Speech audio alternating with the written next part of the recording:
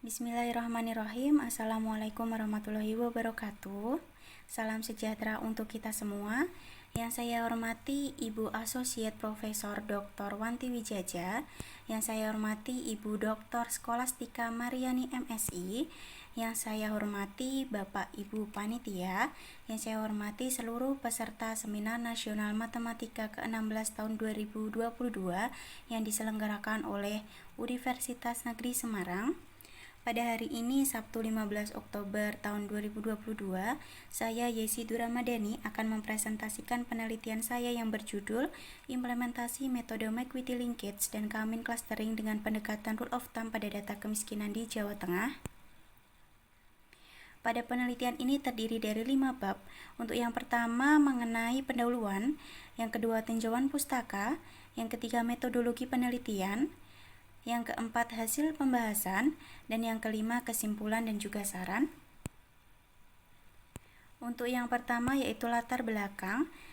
Penelitian ini dilatar belakangi karena adanya peningkatan kasus kemiskinan di Jawa Tengah.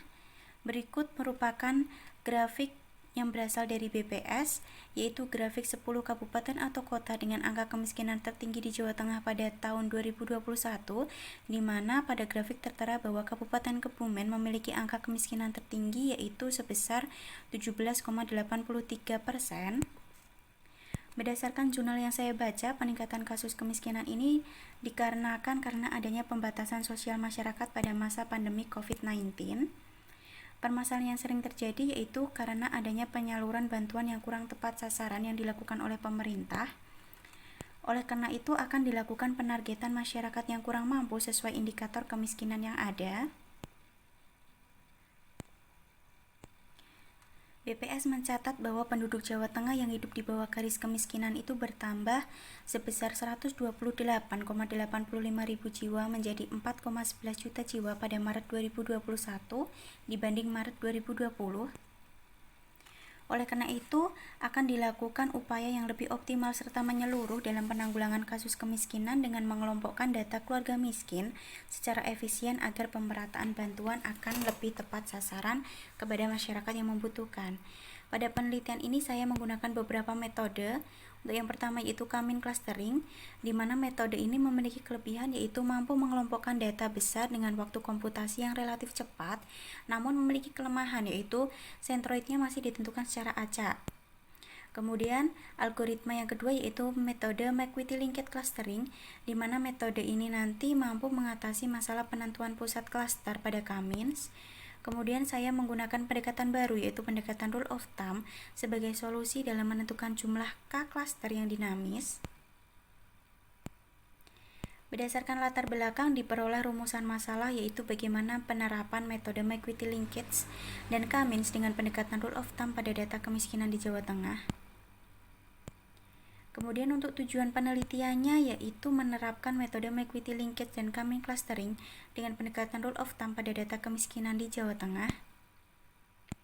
Kemudian terdapat dua manfaat penelitian. Untuk yang pertama yaitu menambah wawasan ilmu pengetahuan tentang clustering dengan menggunakan metode McVitie Linkage dan Kamin Clustering dengan pendekatan Rule of Thumb. Kemudian untuk manfaat yang kedua yaitu menerapkan metode pada data kemiskinan di Jawa Tengah pada tahun 2021. Untuk bab yang kedua yaitu tinjauan pustaka. Untuk yang pertama yaitu mengenai kemiskinan. Kemiskinan diartikan sebagai ketidakmampuan penduduk dalam memenuhi kebutuhan dasar minimal untuk mencapai kehidupan yang layak. Pengertian menurut BPS, tingkat kemiskinan didasarkan pada jumlah rupiah konsumsi berupa makanan yaitu 2.100 kalori per orang per hari dari 52 jenis komoditi dan konsumsi non-makanan dari 45 jenis komoditi sesuai kesepakatan nasional dan tidak dibedakan antara wilayah pedesaan dan juga perkotaan. Kemudian yang kedua yaitu data mining, di mana data mining yaitu proses yang menggunakan teknik statistika, matematika, kecerdasan buatan, dan mesin learning untuk mengekstraksi dan mengidentifikasi informasi yang bermanfaat dan pengetahuan yang terkait dari berbagai database besar. Kemudian fungsi dari data mining sendiri yaitu sebagai deskripsi, estimasi, prediksi, clustering, dan juga asosiasi. Kemudian untuk selanjutnya yaitu clustering, di mana clustering yaitu pengelompokan sejumlah objek ke dalam klaster sehingga setiap klaster tersebut akan berisi data yang semirip mungkin dan berbeda dengan objek klaster lainnya. Jenis dari clustering terdiri dari dua jenis, yaitu hierarchy clustering dan juga partition clustering. Untuk berikutnya yaitu algoritma dari K-mean clustering. Untuk yang pertama yaitu menentukan jumlah K cluster yang ingin dibentuk. Kemudian yang kedua yaitu membangkitkan nilai random untuk pusat awal klaster sebanyak K cluster. Kemudian yang ketiga yaitu menghitung jarak. Di sini saya menggunakan rumus Euclidean distance dengan rumus yaitu dxi sama dengan akar dari sigma i sama dengan 1 sampai n xi min yi kuadrat, di mana xi yi merupakan jarak antara klaster X dan pusat klaster Y pada data ke I. Kemudian xi merupakan bobot data ke I pada klaster yang ingin dicari jaraknya. Kemudian yi merupakan bobot data ke I pada pusat klaster. Kemudian langkah yang keempat yaitu mengklasifikasikan setiap data berdasarkan kedekatannya dengan sentroid, yaitu memilih jarak terkecil. Kemudian langkah kelima yaitu mengupdate nilai sentroid dengan rumus yaitu CK sama dengan 1 per NK sigma dari DI, di mana NK merupakan jumlah data dalam klaster, DI merupakan jumlah nilai jarak yang masuk dalam masing-masing klaster, dan CK merupakan sentroid baru. Kemudian untuk yang keenam yaitu melakukan perulangan dari langkah kedua hingga kelima sampai anggota tiap klaster tidak ada yang berubah. Kemudian untuk langkah yang terakhir yaitu apabila langkah 6 ini terpenuhi, maka nilai rata-rata pusat klaster iterasi terakhir akan digunakan sebagai parameter dalam menentukan klasifikasi data. Kemudian untuk selanjutnya yaitu pendekatan rule of thumb, di mana pendekatan ini merupakan pendekatan untuk menentukan jumlah K cluster, di mana proses ini akan menginisialisasi nilai awal K sebagai jumlah klaster yang akan dipartisi secara dinamis. Berikut merupakan rumusnya, yaitu K sama dengan akar dari N per 2, di mana N merupakan jumlah objek yang akan dikelompokkan dan K merupakan jumlah klaster. Kemudian untuk selanjutnya yaitu metode McVitie-Linked clustering, di mana metode ini merupakan metode aglomeratif atau pemusatan, atau sering juga disebut sebagai metode WPGMA atau Pair Group Method with Arithmetic Mean. Rumusnya yaitu DMJ sama dengan DKJ plus DLJ per 2, di mana DMJ merupakan jarak antara klaster M dan J, DKJ antara jarak antara klaster K dan J, dan DLJ merupakan jarak antara klaster L dan J. Untuk bab ketiga yaitu metodologi penelitian.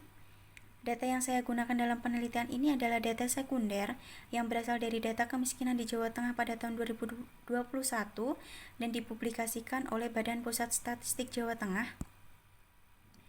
Berikut merupakan variabel yang saya gunakan dalam penelitian, yaitu saya menggunakan variabel dari 1 sampai 9 untuk keterangannya seperti pada tabel yang tertera pada slide. Untuk selanjutnya yaitu langkah penelitian. Berikut merupakan flowchart langkah penelitian saya. Untuk yang pertama yaitu saya menggunakan metode linkage clustering, yaitu menggunakan metode McVitie. Untuk yang pertama yaitu mengasumsikan bahwa jumlah N atau jumlah data sama dengan jumlah K cluster. Kemudian untuk selanjutnya yaitu menghitung jarak K cluster dengan rumus Euclidean distance. Untuk selanjutnya yaitu memilih jarak paling minimal, kemudian menggabungkan sehingga N sama dengan N-1, kemudian diuji apakah M sama dengan 1. Apabila tidak memenuhi, maka step kembali ke perhitungan jarak. Apabila memenuhi, maka step lanjut ke metode K-mean clustering. Langkah pertama pada metode K-mean clustering ini yaitu menentukan jumlah K cluster menggunakan pendekatan rule of thumb. Kemudian langkah selanjutnya yaitu mengambil pusat klaster berdasarkan dari perhitungan McVitie-Linked clustering, kemudian menghitung jarak masing-masing ke sentroid. Di sini saya juga menggunakan rumus Euclidean distance, kemudian memilih sentroid terdekat, kemudian uji apakah ada objek yang berpindah. Apabila masih ada objek yang berpindah, maka step kembali ke perhitungan pusat klaster baru. Apabila tidak ada objek yang berpindah, maka algoritma selesai. Untuk bab keempat yaitu hasil dan juga pembahasan. Untuk yang pertama yaitu mengenai perhitungan pendekatan rule of thumb. Di sini untuk setiap perhitungannya saya menggunakan library Python dengan menggunakan Jupyter. Untuk yang pertama yaitu perhitungan mengenai rule of thumb, yaitu perhitungan untuk menentukan jumlah K-cluster, di mana proses ini menginisialisasi nilai awal K sebagai jumlah cluster yang akan dipartisi secara dinamis. Berikut merupakan program dari perhitungan rule of thumb, di mana diperoleh hasil 4,1833 sekian, yang mengartikan bahwa diperoleh jumlah klaster optimal untuk clustering pada penelitian ini sebesar 4 klaster.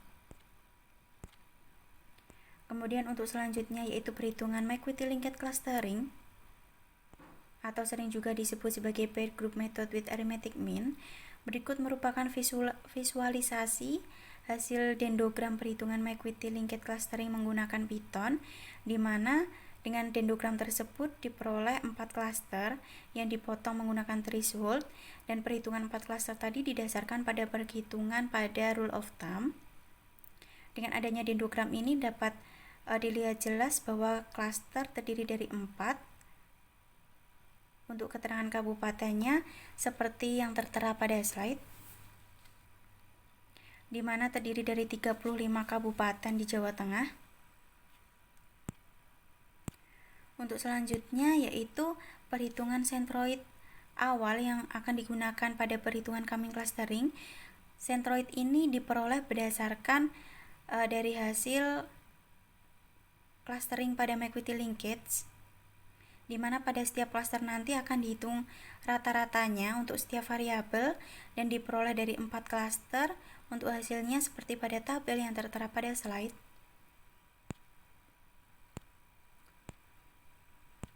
Untuk selanjutnya yaitu metode coming clustering. Pusat cluster yang ditentukan melalui metode McVitie linkage tadi kemudian dilanjutkan untuk perhitungan menggunakan coming clustering. Berikut merupakan program perhitungan Cummins, di mana untuk centroid awalnya diinisialisasi seperti pada program yang tertera pada slide, dan jumlah klasternya sebanyak 4.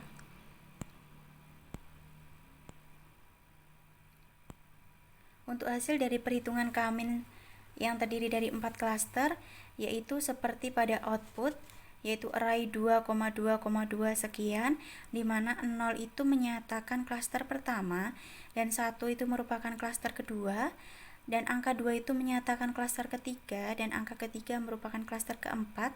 Hasil akhir dari proses clustering diperoleh bahwa untuk klaster 1 terdiri dari Kabupaten Magelang, Boyolali, Wonogiri, Blora, Temanggung, dan Kendal.